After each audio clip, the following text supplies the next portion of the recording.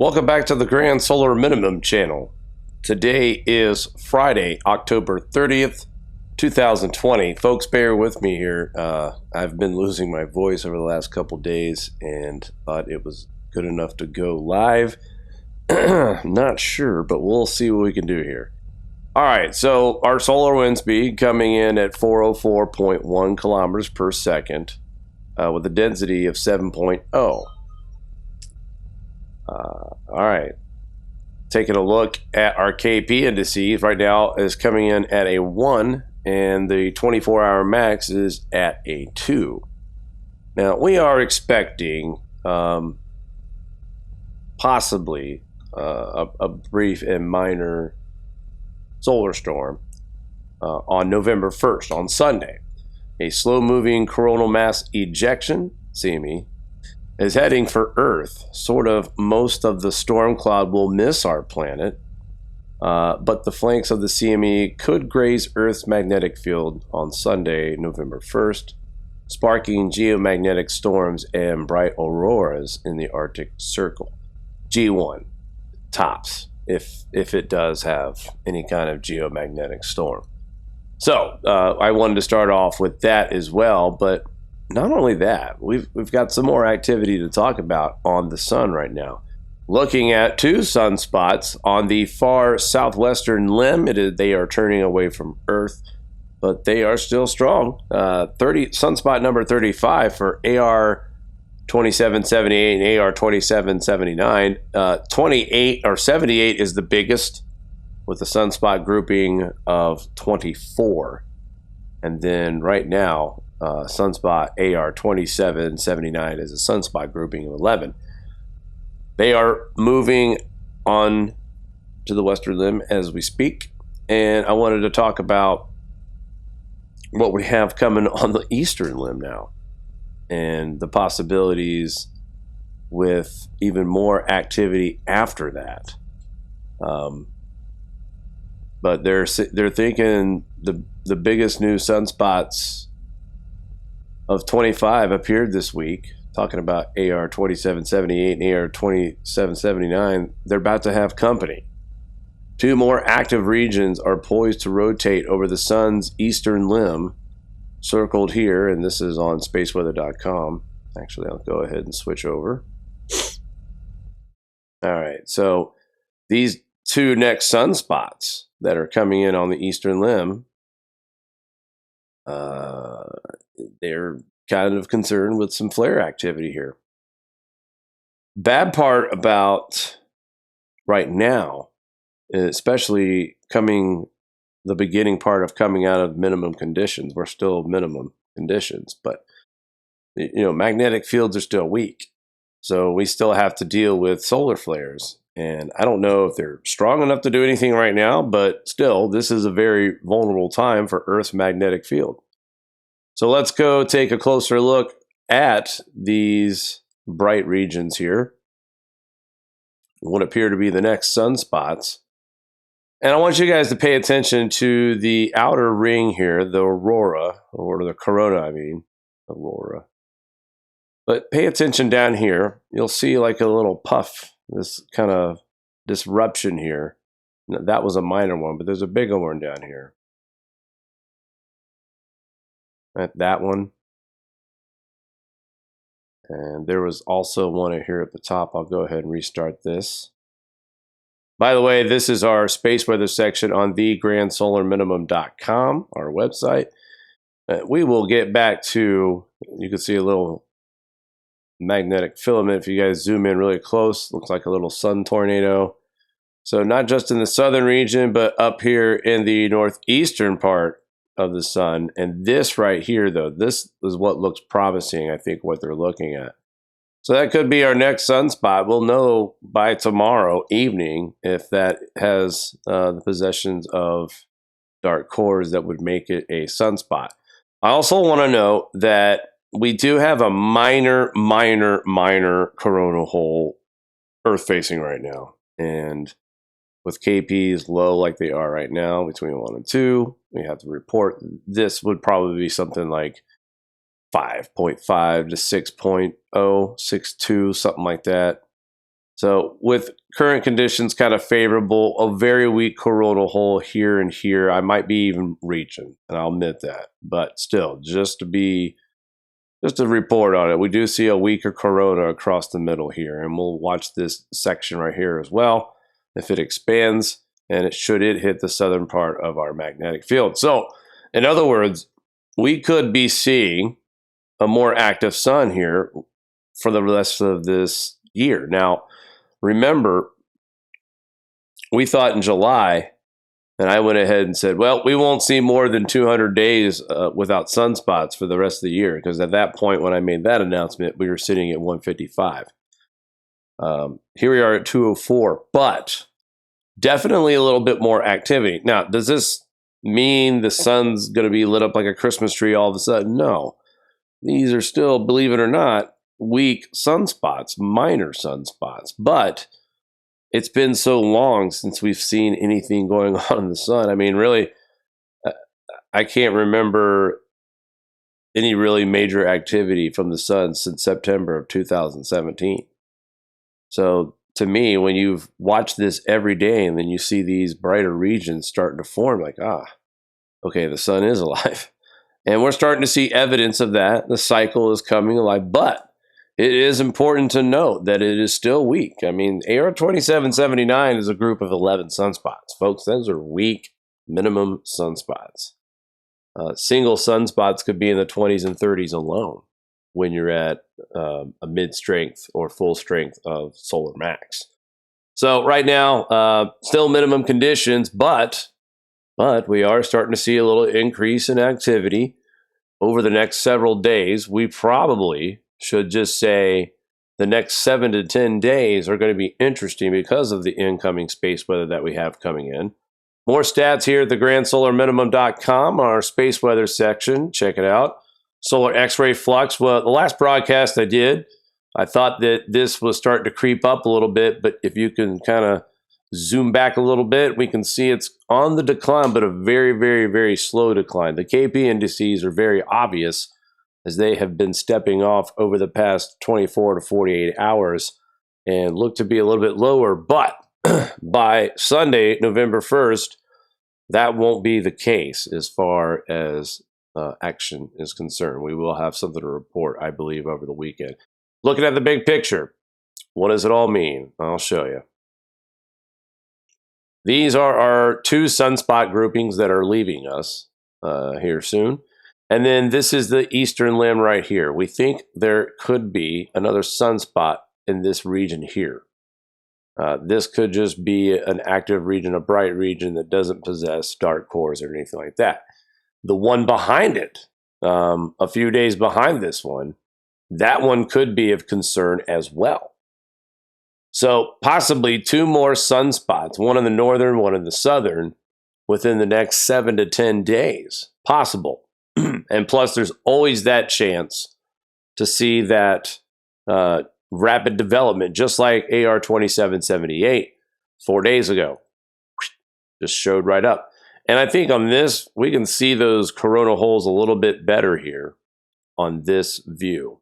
And this is almost Earth-facing, not quite. So right now, it doesn't appear that conditions are favorable for anything.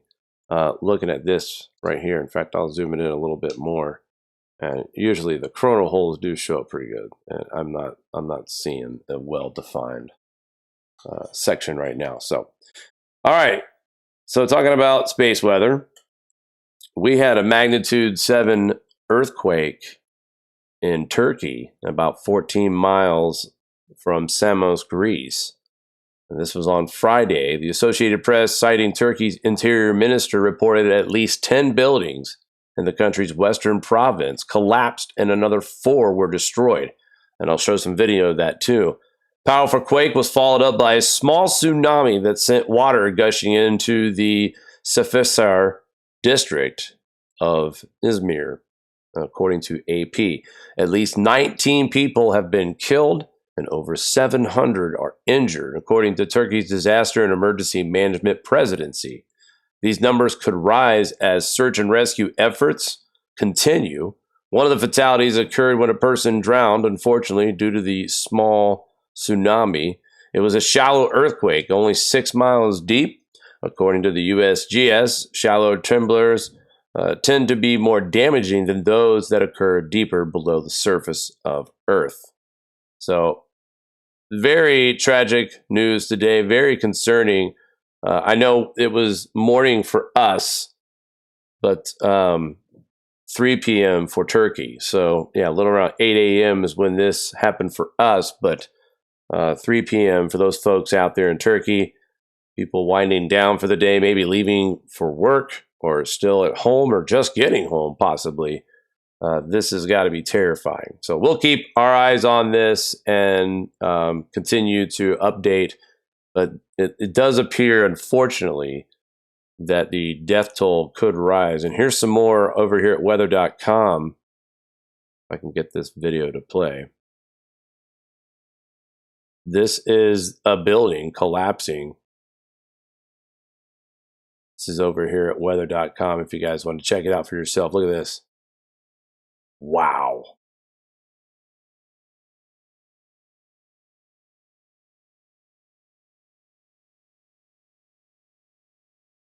I'm going to turn this up. Oh, it wouldn't be a grand solar minimum show without technical difficulties, right? So this person was walking down the street and caught it as the earthquake was happening. Wow.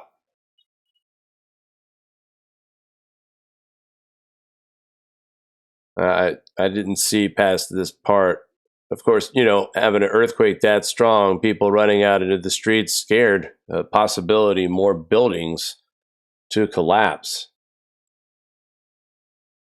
And it's been a while since we've seen an earthquake do that kind of damage. Now, again, I'm mentioning this because we've talked about how active the sun has been as of recently, and it's minor activity, but just enough. And look what it's doing. It's jolting our seismic activity.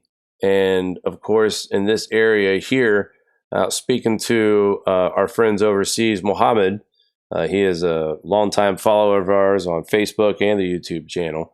And I asked him about earthquakes in this region. And, you know, from what he said, these aren't uncommon. They're used to these kinds of disasters, but definitely a scary situation. And folks were definitely caught off guard by this one. I mean, on top of the fact that we had buildings collapsing, we also had a small tsunami that did kill one person at least who drowned. Again, the continue for the search party is on still, and they will probably find more victims, unfortunately. Thoughts and prayers with the folks out there who are suffering through this, and we'll keep tabs if there's any more breaking news on this.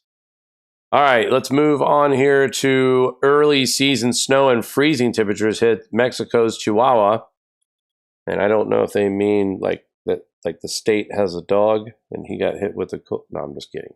But no, the first snowfall of the season has arrived in Chihuahua, Mexico on October 27th, accompanied by rains and below freezing temperatures as low as 17.6 degrees Fahrenheit. That's -8 Celsius. Okay. While the Yucatan Peninsula was hit by Hurricane Zeta on Tuesday, Chihuahua was engulfed by the first snowfall of the season, along with rainfall and very low temperatures. Residents in the state posted photos and videos of heavy snow blanketing the roads. According to the meteorologist, Mexico, some areas shivered through temperatures of -2 Celsius. Here in America, that would be around 28.4 degrees Fahrenheit. Several activities were canceled or limited due to the heavy snow, rainfall, and cold temperatures, including training session of a soccer team as a thick layer of snow covered the field in Juarez. So interesting. 4 inches of snow occurred here in La Cruz, New Mexico, which is bordering Chihuahua. That was on Tuesday.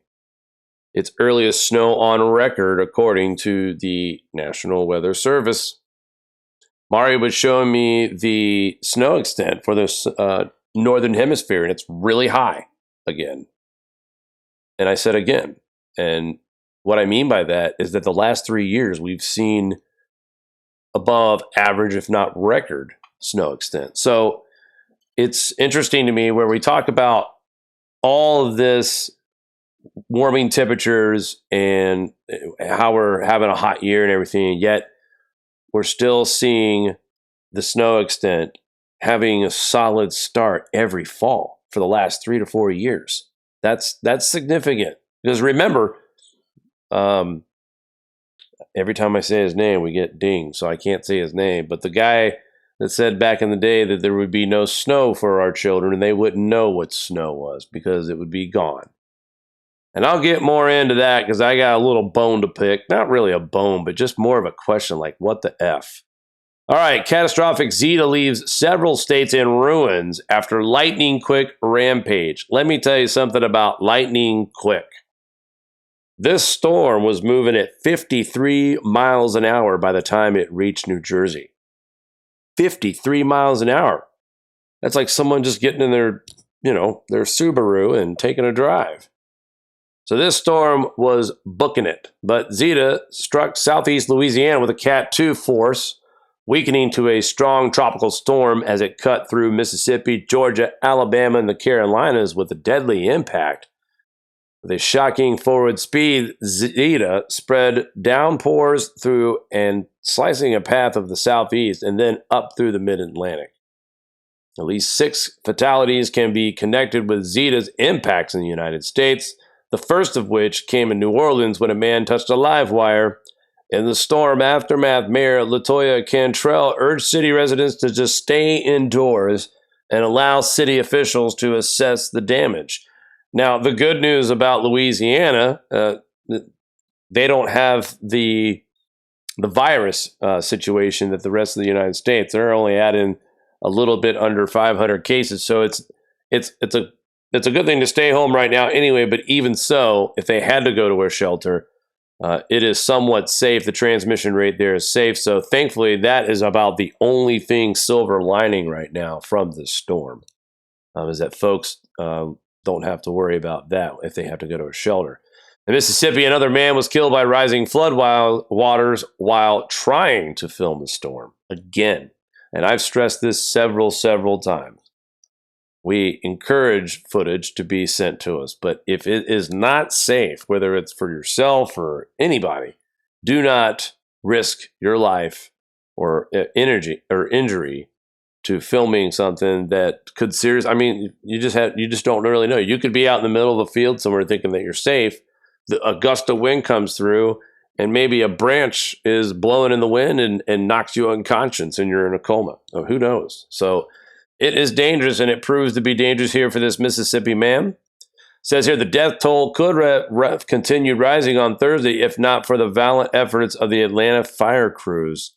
The crews rescued at least 4 families after trees fell on homes or vehicles, including one man from his 3rd floor bedroom. In North Carolina, winds gust up to 50 miles per hour recorded in areas such as Burlington and Greensboro, located nearly 900 miles away from the spot of landfall. President Donald Trump had previously planned on holding a rally in Fayetteville, but was forced to postpone due to wind advisory. Near the area of landfall, AccuWeather national reporter Jonathan reported from Pointe-aux-Chenes. Oh, God. Here we go. It's French. Pointe-aux-Chenes, Louisiana. Let's see if I butchered that one. Probably did. On Thursday, just 20 miles north of Zeta, where it touched down on Cocodrie with 110 mile an hour winds. But again, this storm moved 53 miles. It just shot up into the United States. So it hit powerful Cat 2, and then it quickly dropped to a tropical storm. Power outages. I like this too. Key figures. 48 miles per hour. At 48 miles per hour, Zeta's northeastward pace through the southern part of the country set a record for the fastest moving storm system in the United States. That's an interesting record. Zeta was the 5th named storm to make landfall in Louisiana this year.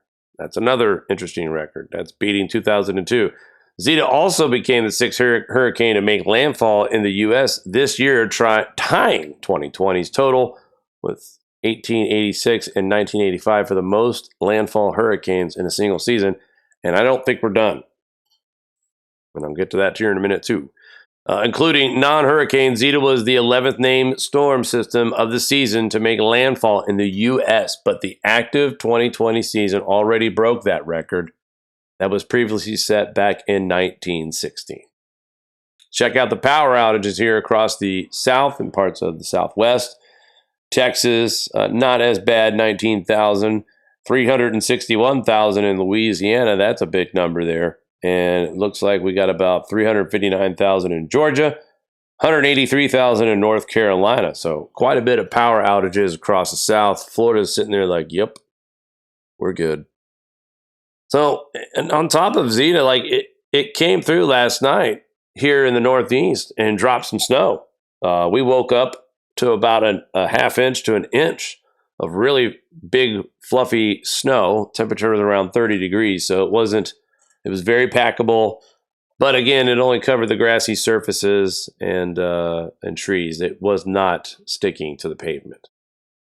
So what does that mean for the Northeast moving forward? After Zeta has blown out of here, it's brought a cold front. And we are actually looking at our first potential for lake effect snows. That's right. It's here. It's early. The waters are still warm across Lake Ontario and Lake Erie. But Sunday we have another cold front, some light rain to the area here in the Northeast, Pennsylvania, Western Ohio, parts of New York, actually all of New York, West Virginia, and behind it a very strong cold front. All right. That will bring also cold winds over this area. And when you have cold winds going over warm water, you got it. So arrival times of the snow, all Eastern times, by the way, folks. Get out of here. What's going on, Lord? Sharply colder, accumulating snow, local whiteout conditions. Storm max of 12 inches. Where is that going to fall, you say? We'll get to that here in our GFS, but I wanted to give you a sneak peek. We are expecting more cold winter weather on the way here for the Northeast. Before we go on to our GFS outlook and take a look at that as well, I want to ask, and I want to know if anyone else has noticed this over what's up with that. I have tried to bear with these guys. They have great authors. There's great research that's done at this website, but I gotta hand it to you here lately, and it's, I guess I should start updating my website more often because I'm finding it hard in this community to find just news about grand solar minimum without politics and without COVID talk. And I don't know if anybody else has noticed this, but check out these titles here. The voting, climate change, that's political. Cuomo and his nursing home policy, that's political. It has nothing to do with climate. Biden wants to jail oil executives causing climate change. Again, throwing more politics in this. Reality on the electric car. Obviously we're all afraid of if Biden wins because AOC and the others. The fracking, this is, to me, kind of scare tactics to get you to vote for Trump. Maybe. It's reality, though. I get it. I understand that. It is reality. So you have to push hard to vote for the president that's not going to enforce these regulations. I understand that. But look at all of this political vote, a couple of climate stuff here. Here we got some good climate stuff to talk about here. But an article that I found interesting is this one here. Charles Rotter has reposted a write-up, basically. Mark Cerise of University of Colorado Boulder. And this people need to read this, by the way. I'm wondering if anybody else at What's Up With That was reading this. For as long as I've followed this page believes in natural climate cycles. And I've always seen evidence that proves of cooling and not warming. This article here, this little write-up from this University of Boulder, Colorado, is confirming global warming. It's right here. The Arctic sea ice extent and thickness have been dropping for decades as global temperatures rise. This year, the ice reached its minimum extent in September. It was the second lowest on record, just behind that of 2012. As the Arctic loses ice and the ocean absorbs more solar radiation, global warming is amplified. That can affect ocean circulation, weather patterns, Arctic ecosystems, spanning the food chain and all the way to the top predators. That's interesting, number one, right there. And then down here, at the very end of this, global average temperatures have been near or at high records since January. The West has been both hot and dry, the perfect recipe for massive wildfires. And warm water in the Gulf of Mexico has helped fuel more tropical storms. That is false. Right there. It's false. The reason why we've seen so many storms in the Gulf is because these storms are not facing any wind shear. That's part of it anyway. There's less wind shear. Why? We're in a La Nina, a very strong, well, I wouldn't say very strong, but a pretty strong La Nina right now, which produces less wind shear. So there's lie number one, or not lie, but just misinformation. Maybe he doesn't know that. I imagine he does. He goes to college, he's studying climate. If I know it, he should know it, is what I'm trying to say. All right. He goes on to say that if you've been ignoring climate change and hoping that it will just go away, now would be an appropriate time to pay attention. And these are the guys over here at the National Snow and Ice data that I show you guys, the sea ice extent, University of Colorado Boulder. And I found it interesting. And you go to their website and they've got COVID stuff and whatever. But this is a university, so I'm okay with that.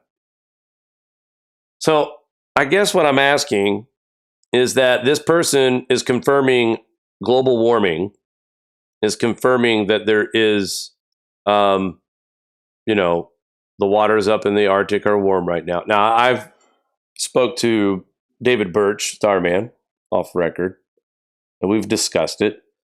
And at the time of this was written, yes, we are seeing a lot of open waters, but the ice is beginning to grow there.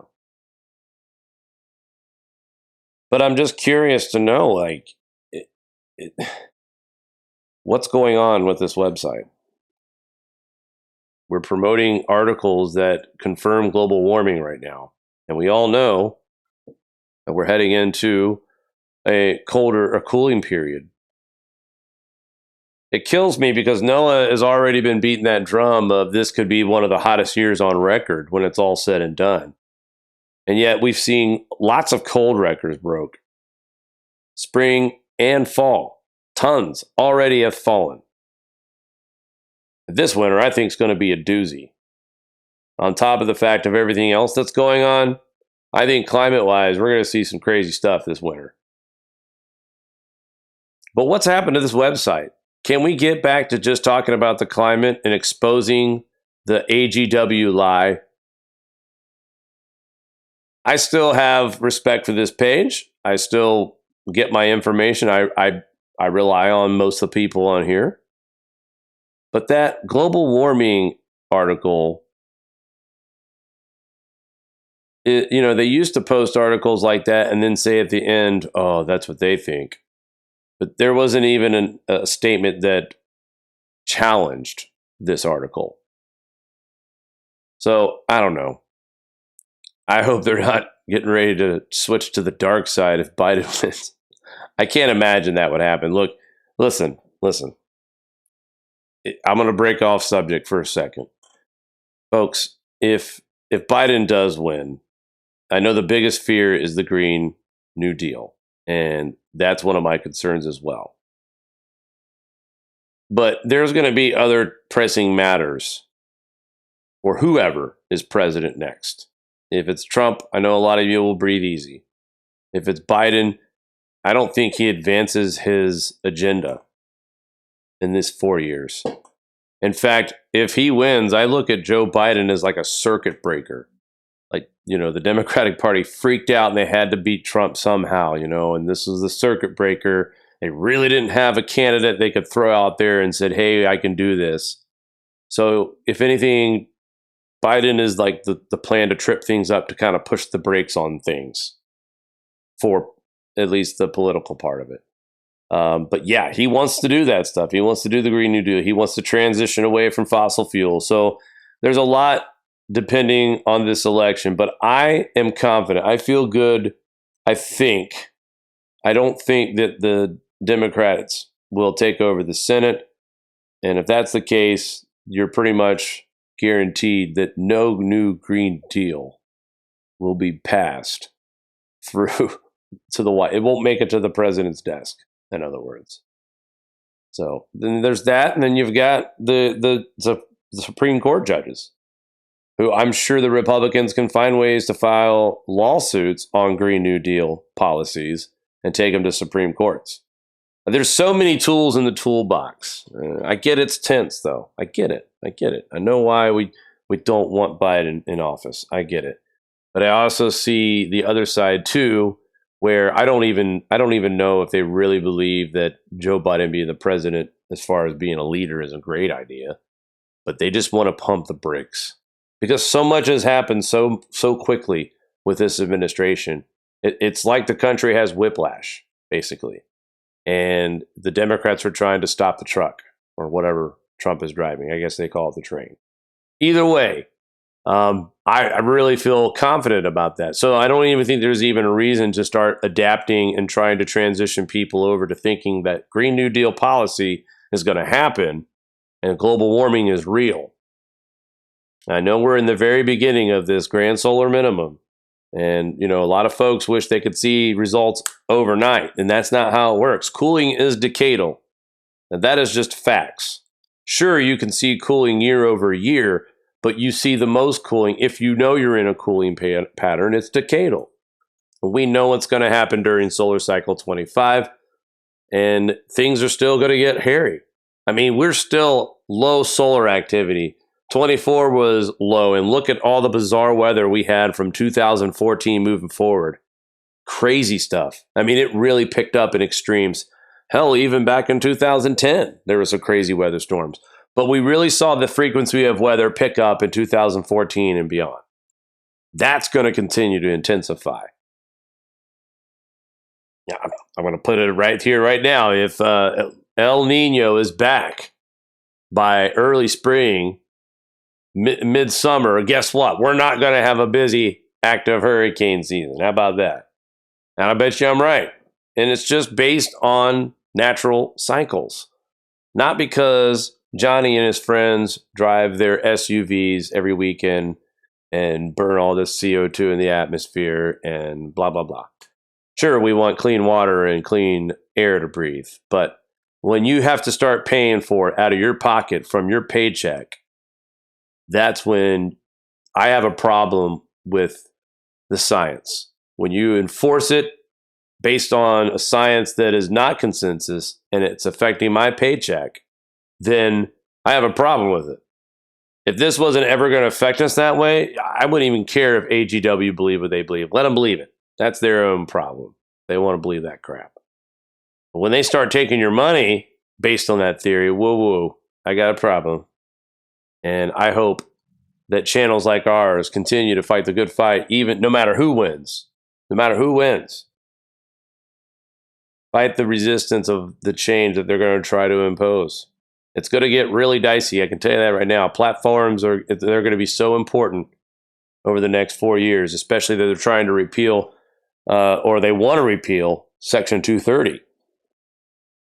So I don't know how I feel about that. It's already been reported if they repeal 230, then YouTube and Google and all these other major companies are gonna have to censor more. That's what happens when you repeal it. There'll be more censorship on the internet. So if you think it's bad now about getting shadow banned on your climate talks and your climate pages, if it's already, if the consensus is saying that it's AGW, what do you think is going to happen in the future if that Section 230 goes away? Something to think about too, guys. All right, enough of my preaching here. But again, what's up with that? I'm just saying, what's up with that? You know, what's up with that? Go to our GFS Outlook real quick. Let's take a look at our weather. We have a weather Outlook page. I never use it. Mario took a lot of time, and it looks great, and it's fun. So I'm going to go ahead and let's check it out here. This is from NOAA. So you can't be lying, right? Because it's from NOAA. Okay, it was a small joke. All right, so this was today, obviously. We got that light snow along the I-95 corridor. Some spots actually in Massachusetts. I'd say eastern Massachusetts, there were areas that picked up 5 to 8 inches of snow. Here in the upstate New York region, about a dusting up to 3 inches. So Massachusetts is the snow total today. But check this out. And I said this a couple broadcasts. The high pressure is going to dominate in the U.S. And, you know, that system right there was not in that dominating forecast. However, it's going to become a factor.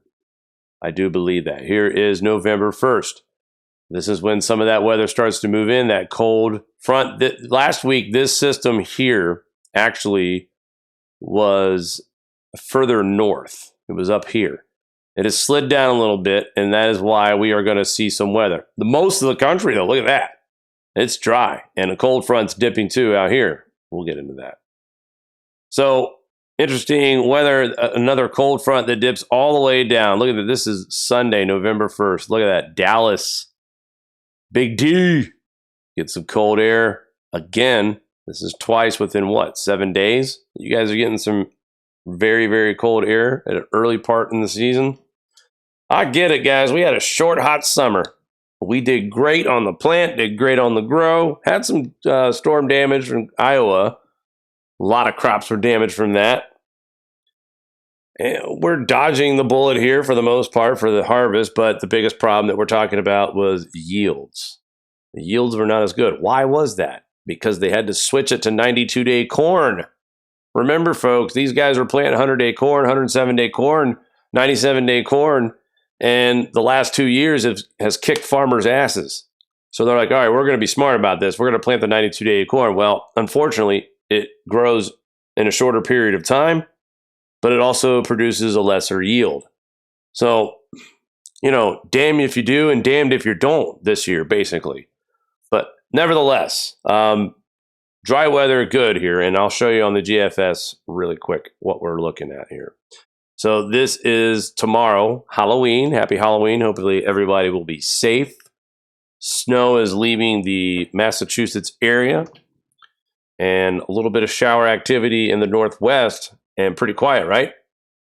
Here comes that system coming down over the Great Lakes starting on November 1st. That cold front dipping down. The rest of the country staying dry. And then that system invades by Monday. Rain all over the mid-Atlantic into the northeast New England area, western Pennsylvania, western New York. This is where the snow starts for you guys. And this is all because of the winds. And you can see the ISO bars, how they're going directly over those lakes. And they will bring in lake effect snow. It's going to start first in Erie, PA, and then the south towns of Buffalo, western New York as well. We'll see this. And then upstate, believe it or not, we'll see a little bit of action. This is November 2nd, Monday, throughout the day. The heaviest of snow, though, western New York, western PA, and north country of New York. Much, much colder air rushing in on Monday.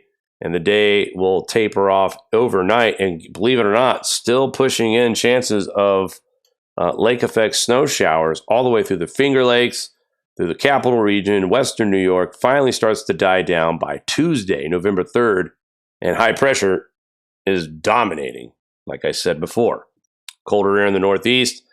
Normal conditions across the United States by the time we get to Thursday, November 5th. And then we got another low pressure system moving in the same track, but this time it stays way above north. Now, here is about as far as I like to say is reliable. November 7th. We've got a low pressure system in the northwest, pretty decent sized storm. And check out what's happening by Florida. This could possibly be another landfall. Look at that. Big snowstorm in Canada across Manitoba. And we also have a decent sized low pressure system. We don't know if that's going to be a hurricane. It could be just a tropical storm. But pressure looks like it's around 986 at this point. So this could be a strong tropical storm. Check out what's brewing up here in the northern plain states. Talk about a major winter weather system that explodes across the northern plains. Heavy snow from Minnesota. Icing as well. And that system spins off to the north by Tuesday. But check out Florida still. My God, this thing is stalling out over Florida. This starts on, we'll go back on when that starts. Finally moves out on November 11th. More cold air heading this way across the United States. That bad boy, let's thank God that that thing is off the coast. And let's hope it continues. Again, this probably won't be here tomorrow. And this is one of those storms that the GFS, I bet you, will start to flash every other 3 days. It won't be there tomorrow. It'll show back up a couple days later. Look out in the northwest, Alberta, BC, and then to the northwestern parts of the United States. More snow across the northern plains expected. And look at this. By November 13th, they are expecting this to be some kind of system that will affect the Northeast. Wow. Maine, Vermont, New Hampshire, the far northwestern parts, looks like it's going to be majorly affected. And we got another big snowstorm coming across the northern plain states. And that one looks like it's going to break off into the Midwest by Saturday, November 14th. My brother, you might have your first snowfall of the 2021 season on November 14th. And it looks like it could be a good one, 3 to 5 inches possible for Southwest Ohio on Saturday. Again, I don't usually trust these far out, but they do show some flashes of potential weather. Now, looking at this map and seeing the high and low pressures, this also looks like we are going to be seeing some more cold air by the middle of November. And that actually will continue all the way up into the northeast as we get to mid-November. So we could see a significant snow system heading up into the northeast again. So we get snow here in the northeast up till Tuesday, and then it stays kind of quiet. And then it looks like we get a couple systems that could give us some big shots. So let's go ahead and check out the temperatures. Pretty much like fall. By the way, let's go back here. I want to show you real quick. Here at weather.com. I think it was weather.com. Yeah. So here's the map. There's the map. This is November. That's what weather.com says it's going to be like. All right.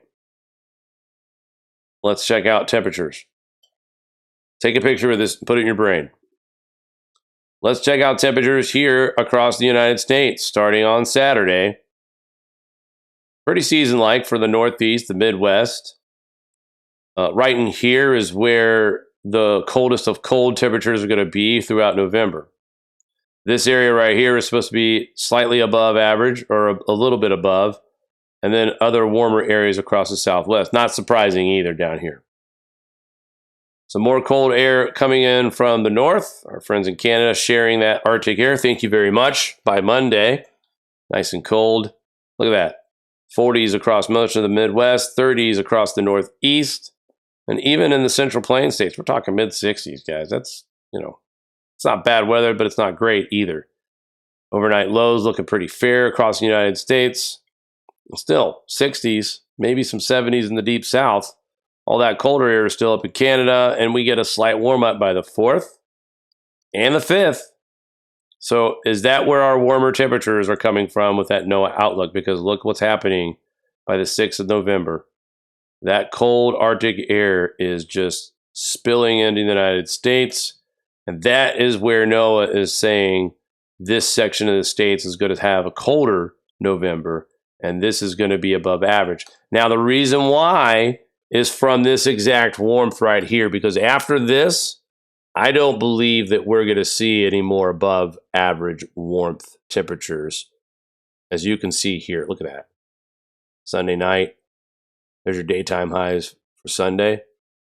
Yeah. Overnight lows by the November 15th. This is your low time temperatures, guys.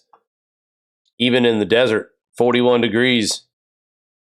So November 15th, mark it down your calendars. I really don't believe that we're going to see. So when you see this outlook map on Weather Channel, just know that this section right here, okay, this is going to be from that where that cold front is pushing down and it's bottling all that warmth up and just squeezing it to the East Coast. Joe Bastardi likes to call it ridge and fridge. And that actually is going to be our first ridge and fridge of the year. There's the fridge. The ridge was out here now. So interesting month. November seems to be falling into place, but it does look like it's going to be a little bit colder for a lot of folks. And think about this.